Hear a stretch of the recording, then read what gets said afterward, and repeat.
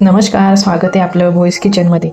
आज आपल्या भोईस किचनमध्ये बघा मी मटकीची उसळ आणलेली, मस्त झणझणीत अशी मसालेदार मटकीची उसळ बनवणार आहे। 1.5 ग्लास पाणी टाकलंय, अर्धा चमचा हळद, अर्धा चमचा मीठ।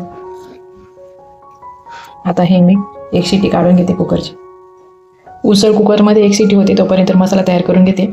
हे बघा लसूण घेतलेला आहे, 1 इंच आलं घेतलेलं आहे, मीठ घेतलेलं आहे, मिरच्या 2 कांदे, धने, कोथिंबीर, खोबऱ्याची वाटी, दगडफूल, तेजपत्ता, जावित्री, चक्री फूल, मोठी इलायची, मिऱ्या, लवंगा, बडीशोप, शहाजिरं, साधं जिरं, मिसळला घट्टपणा येण्यासाठी हरभऱ्याची डाळ। हे सगळे मसाले मी लाईट भाजून घेते आणि मिक्सरमधून बारीक वाटण काढून घेते। एक शिटी झालेली आहे, आता मस्त मिसळ बनवायला घेते।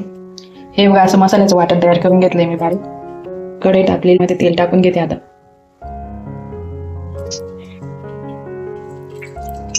फोडणीसाठी बघा मी 1 टमाटा बारीक चिरून घेतलाय, 2 कांदे बारीक चिरलेले आहेत, कोथिंबीर घेतलेली, आलं लसणाची पेस्ट बारीक करून घेतलेली, तेल टाकलेले आता।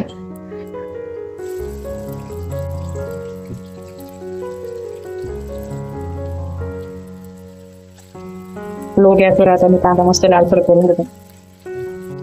कांदा बघा लालसर झालेला आहे, आता त्यामध्ये टोमॅटो ऍड करून घेते। टोमॅटो ऍड करून घेतले मी, टोमॅटो मस्त मऊ होईपर्यंत फ्राय करून घ्यायचा।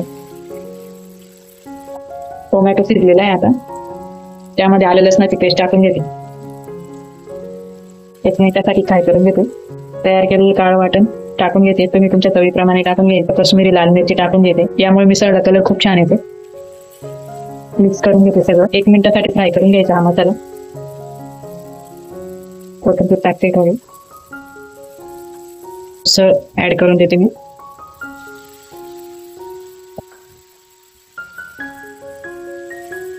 किती मस्त रसा दिसतोय। अर्धा ग्लासपेक्षा कमी पाणी टाकले मी, तुम्ही गरजेनुसार पाणी टाकून घ्यायचंय। चवीप्रमाणे मीठ ऍड करून घेते, हलवून घेते मस्त।